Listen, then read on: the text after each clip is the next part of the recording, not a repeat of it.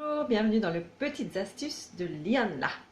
Alors aujourd'hui je voudrais vous parler du savon. J'en ai déjà parlé un petit peu dans la vidéo sur le savon vaisselle. Je vous laisse vous en reparler dans cette petite vidéo aussi parce que vous n'allez peut-être pas aller voir la vidéo sur le savon vaisselle si vous n'en avez pas besoin. Et donc, je voulais synthétiser les informations. Donc, aujourd'hui, je voudrais vous parler du savon solide. Du savon solide saponifié à froid.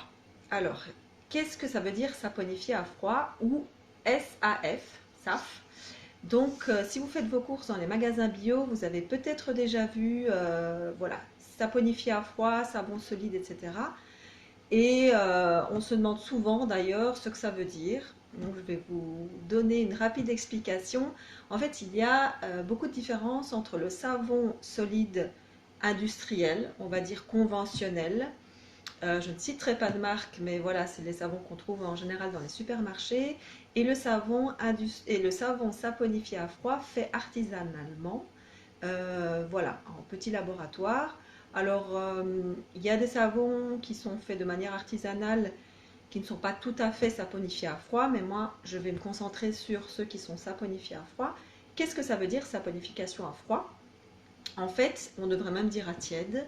C'est-à-dire que les huiles, donc pour fabriquer un savon, il nous faut des huiles végétales et de la soude caustique. C'est la réaction chimique entre les deux qui va fabriquer le savon, donc la pâte à savon.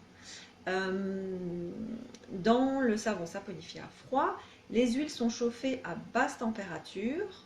C'est pour ça que c'est pas à froid, c'est à tiède, mais vraiment à basse température, vraiment pour faire fondre les matières végétales qui seraient solides. Par exemple, le beurre de karité ou le beurre de coco. Donc à feu très doux, juste histoire de les faire fondre. Et à ça, on rajoute les huiles végétales qui n'ont pas besoin d'être fondues, par exemple comme l'huile d'olive ou autre, et des colorants éventuels naturels et des huiles essentielles ou des parfums naturels si on peut en rajouter. La soude caustique est vraiment, je ne vais pas vous faire un cours de savonnerie, mais en tout cas c'est vraiment la réaction de tout ça qui fabriquera le savon final. Donc un savon saponifié à froid, il garde toute sa glycérine végétale qui est naturellement produite lors de la saponification et en tout cas les huiles qui sont présentes dans le savon gardent leurs propriétés originales, donc hydratantes, apaisantes, etc., puisque c'est chauffé à très basse température. Si en plus on ne rajoute que des parfums naturels qui viennent des huiles essentielles et des colorants naturels, des pigments naturels par exemple, eh bien vous aurez au final un savon saponifié à froid fait avec amour et en tout cas qui fera du bien à votre peau. Je dis ça parce que souvent on me dit oui, mais moi je n'aime pas le savon solide par rapport au savon liquide parce que j'ai l'impression qu'il me dessèche la peau. Pourquoi il vous dessèche la peau? Ce qui est souvent vrai d'ailleurs, parce qu'il n'est pas saponifié à froid. Il faut savoir que quand il n'est pas saponifié à froid, donc le savon conventionnel en tout cas, il est chauffé dans de grandes cuves à très haute température pendant très longtemps. Donc c'est un procédé qui se fait vraiment à grande échelle évidemment. Et donc toutes les propriétés des huiles passent à la trappe forcément.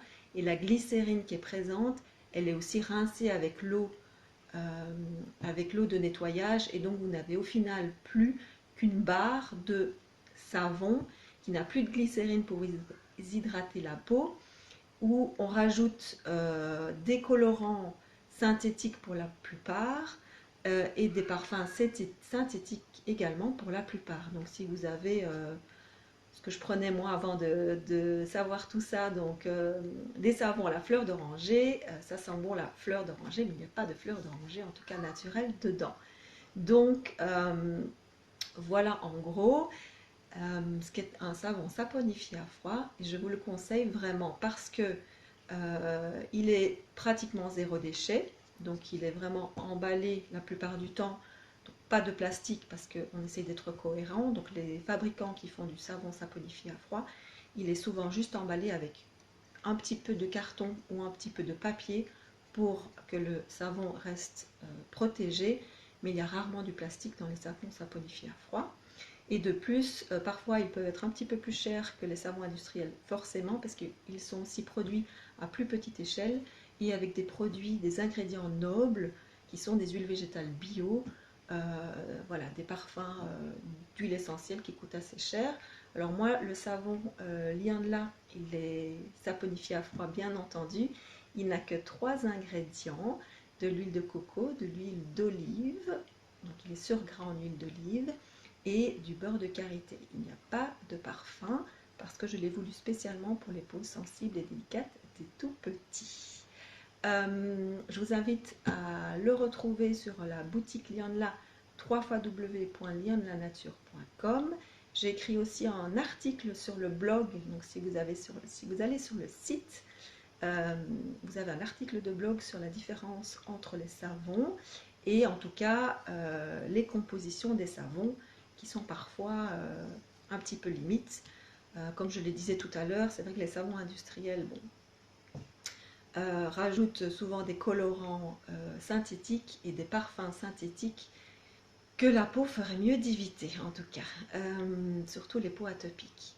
En cette période un petit peu difficile, il est très important de se laver les mains, on le sait, il n'y a pas besoin d'utiliser un gel hydroalcoolique quand vous êtes à la maison, juste de l'eau et du savon, ça suffit amplement, et surtout hydrater la peau de vos enfants, les mains, après chaque lavage, et la vôtre aussi, après chaque lavage au savon. N'hésitez pas à me poser des questions, je serai ravie d'y répondre. A très bientôt pour une autre vidéo.